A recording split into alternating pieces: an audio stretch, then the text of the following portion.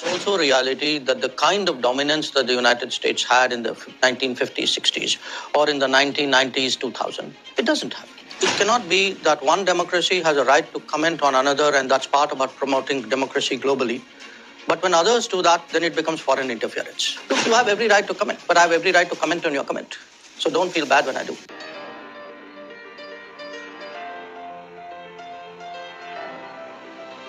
Perhaps even in a multi-factor, multipolar world, there is still room to recognize that the U.S. plays a very special role in that world. And as a practical matter, one could point to the presence of the UN, the International Monetary Fund, the World Bank here.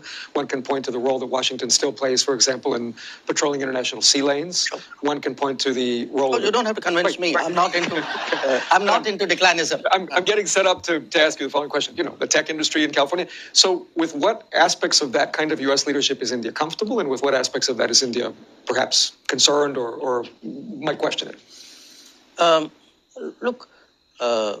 There is no question that the United States still has a very unique position in the world order. For reasons of polemics or mind games or posturing, people may suggest otherwise, but even the people who suggest otherwise know the truth. At the same time, it's also a reality that the kind of dominance that the United States had in the 1950s, 60s, or in the 1990s, 2000, it doesn't have. So it's a kind of half empty, half full situation. Now, for us, which part works for us? Much of it does.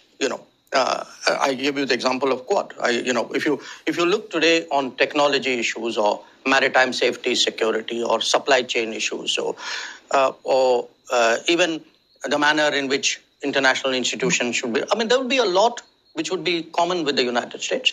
Obviously, there would be some because, look, we are a developing country. Our political history is different. Our actual interests, in some cases, our trade interests or climate action interests may be different.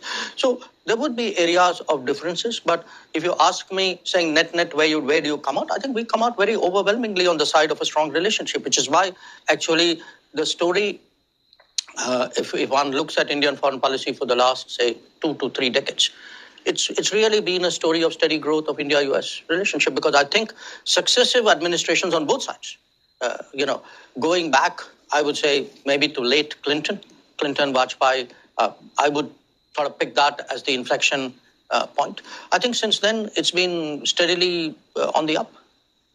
So picking up on that, the U.S. and India are among the world's leading countries with democratic forms of government. And here in the U.S., our democracy, which includes much debate about many issues, sometimes features political leaders in the U.S. making comments about democracy in India. And that has sometimes provoked a crisp response from the External Affairs Ministry, perhaps pointing out that there are members of the Indian diaspora in the U.S. that might have concerns or complaints about racism or about gun violence. I wonder how you think about that dynamic and what potential possibilities you might see for constructive dialogue between the U.S. and India on these issues? There's one, the reality, and two, the handling of the reality. What's the reality? The reality is the world is very globalized. And as a result, the politics of any country doesn't necessarily stay within the national boundaries of the country. Now, the United States, of course, makes a special effort to ensure it doesn't. That's part of how you've conducted your foreign policy over many years. Now, in a globalized era where there are also global agendas, there are players who like to shape not only the politics of their own country or their own region, but try and do it globally.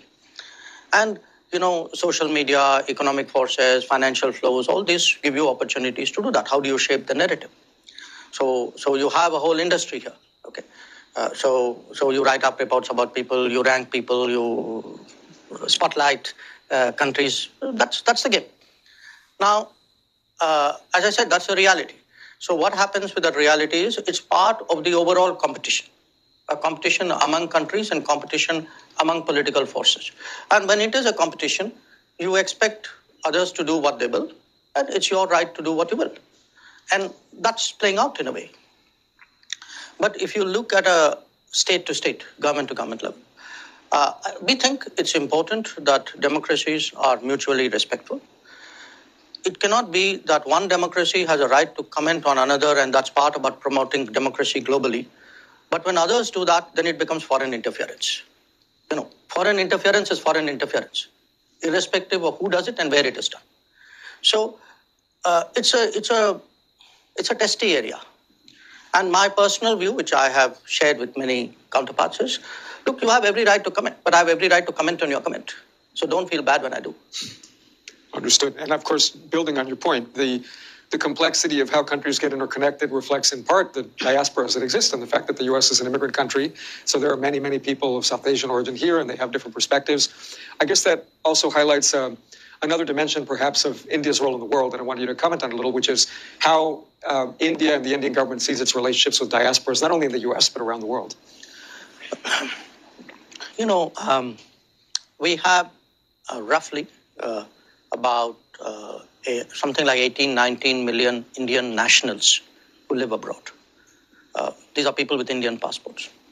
And probably about 14, 15 million people of Indian origin who would have had an Indian passport or would have hailed from India at some point of time, because this goes back to the last century when people didn't have passports. Now, when a country has this 30 million plus constituency out there, it needs to have some kind of thinking. How do you relate to such a large number of people? Because these numbers are only going to grow.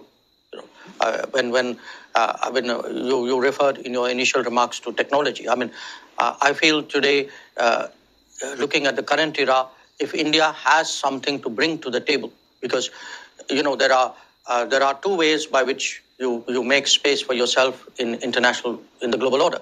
One is to rise quantitatively, which is the GDP growth, etc. But one is also to make yourself important or relevant or indispensable to the global order. People do that by having a resource or having a technology or taking responsibilities. I think what India can do is definitely bring the people factor, the talent factor into play. And you can do that because of technology.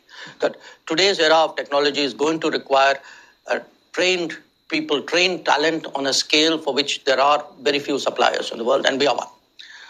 So when I contemplate a global workplace, when I look at greater mobility of people, and for me today, mobility is probably the most frequent conversations I have with my counterparts. I met 60 odd ministers in the UN, at least 25, 30 of them in some form or the other would have brought up, mobility of people. So we have to have a policy for the global workplace. We have to have a policy for what happens when you have these communities outside. How do you maintain their connection with the mother country?